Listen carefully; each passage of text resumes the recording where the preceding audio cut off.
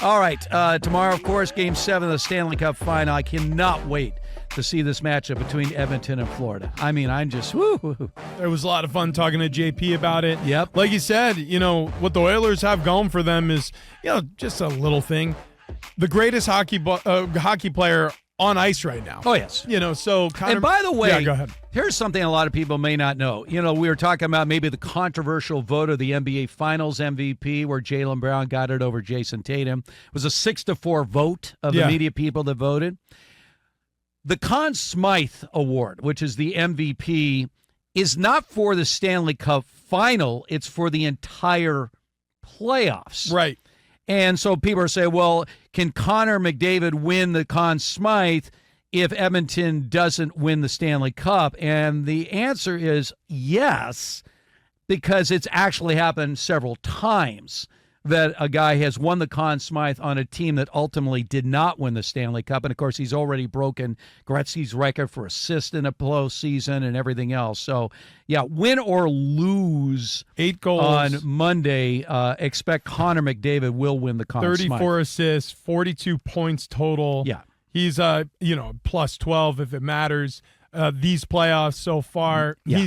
He's an unbelievable player. He's going to win the Conn Smythe. And the Edmonton Oilers, like JP was talking about, have gone all the way from, most likely out in sweep in sweep format to most likely to win this game. I mean, they're the betting favorites going into this one. So really interesting how momentum can shift. Basketball does not feel this way oftentimes. It doesn't feel like an underdog can come back and win. And it's never happened, as a matter of fact, in NBA playoff history that a team facing a 3-0 deficit has ever overcome a 3-0 deficit and won a series, let alone a finals. In Stanley Cup final history, it's never it only happened once in 1942 with the Maple Leafs.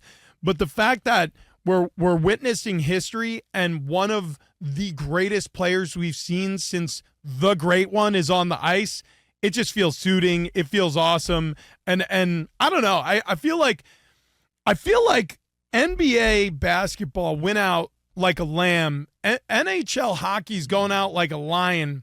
And if the NBA isn't careful, boy, the NHL might catch them. Well, I don't know. This country loves football, and basketball is getting further and further from the 90s, kick-ass, have to be tough. You're getting, they had to create the Jordan rules just to make sure they protected the league's greatest star. Hockey's a physical game. It's a fun watch, especially in person. The NBA better be careful. Well, I 100% agree. When people say, well, how would you rate this NBA season? And my immediate thought is forgettable.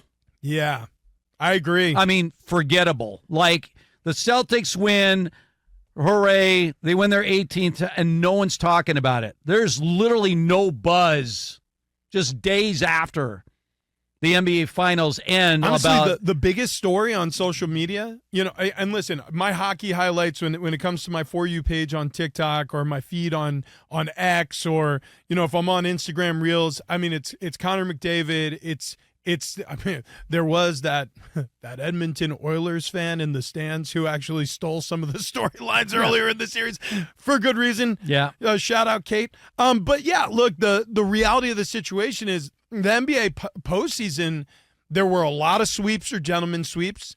The better team almost always won, except in the West, where I think the best team lost, but they kind of bowed out ungracefully, and that was the Denver Nuggets. And it was the biggest buzz story, like we mentioned earlier, was Jason Tatum getting dragged for his post-game celebration after the game, Game 5. It was so rehearsed. Anyway, here's the thing about the NBA. It's only going to get worse. Now, we'll wait on our whole spin on, the Laker coaching situation, but I want to get to the draft this week. So if you look at these mock drafts, top 2 picks could be from France. Yeah. In fact, 3 of the top 8 could be from France. You got the 2 guys from UConn, and then you got G League guys and guys from France. And this is not good for the NBA. When you think about Giannis winning a championship, and the Joker winning a championship and Luka getting to the NBA Finals. Here's the thing about star power in the NBA. These foreign-born players, as great as they are, do not move the needle at all. The two biggest names, the two biggest stars in this league are still LeBron and Steph. Yep. Those are the two biggest stars in the NBA still. And then you look at this anonymous draft. And by the way, we'll see about Wemby. Just remember this about Wemby. Year before he was drafted by San Antonio, the record was 22-60. His rookie season with the Spurs, they were 22-60. So that didn't move the needle either. But these foreign-born players, I know it's working for them in terms of these television contracts. They're going to have the richest television deals of all time. It's not about the finances. It's talking about what you're talking about, Rich. Social media buzz. Are people talking about the NBA? So you're telling me that Zachary Rissachel, he's not doing it for you? None of these. The French guys, the Australian guy. These are not moving the needle. Look, the top 10, to be perfectly honest with you, obviously Donovan Klingon. Yeah. We remember him. The two from, UConn guys. Yep. And Stephen Castle, Dalton Connect out of Tennessee. The Kentucky guy. Yeah. Dillingham out of Kentucky. There are guys who you recognize from the tournament. There are guys who maybe you don't follow them as closely through college, but you recognize them because everybody's got a bracket. Everybody's in a bracket pool. Everybody remembers watching those games this past March. But yeah, having 3 guys from France in the top 10 and one from Serbia by the name of Nikola Topic. Listen. No one's going to be talking about this. So we have Wemby was an exception because of his physical stature and everything else. We talk about this all the time. How do you get the WNBA is lapping the NBA right now. It's not even close in terms of social media buzz. Yeah. There is we got this game today, again, another matchup of Angel Reese and Caitlin Clark. The Sky versus Fever.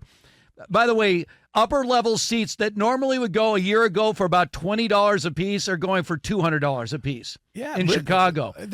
Social media is far more buzzing about the WNBA right now than the NBA. They need somebody that's going to move the needle. Well, American player. What they need is an American player. That's right. What they need is a homegrown talent that comes from a school that we recognize, that comes from a city that we recognize. Listen, with all due respect to Nikola Topic, I'm sure wherever he's from is a pleasant place in Serbia, but I promise you I've never heard of it, and I promise you I've never been there. I couldn't tell you what people are like out of there. But when you tell me someone's from Orange, New Jersey, or they're from Du Bois, or you tell me they're from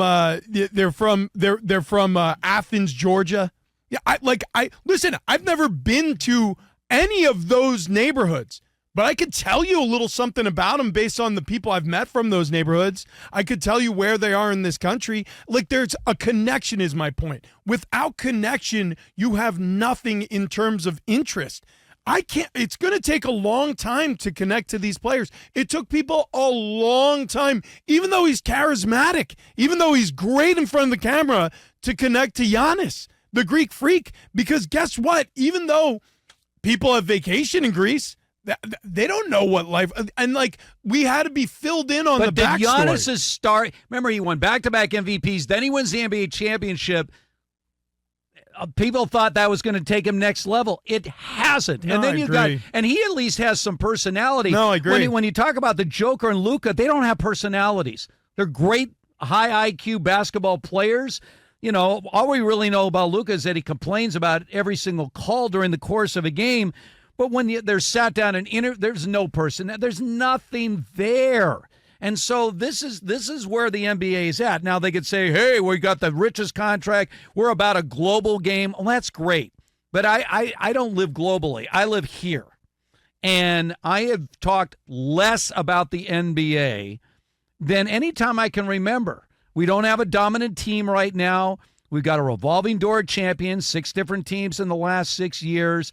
And every time we want to elevate one of these foreign-born stars to that next level, It's just not happening. Well, I'll give you the part for me that I had a difficult time with, because I understand marketing, and I certainly understand sports marketing, and I understand my connection to sports, at least. I'm speaking for myself.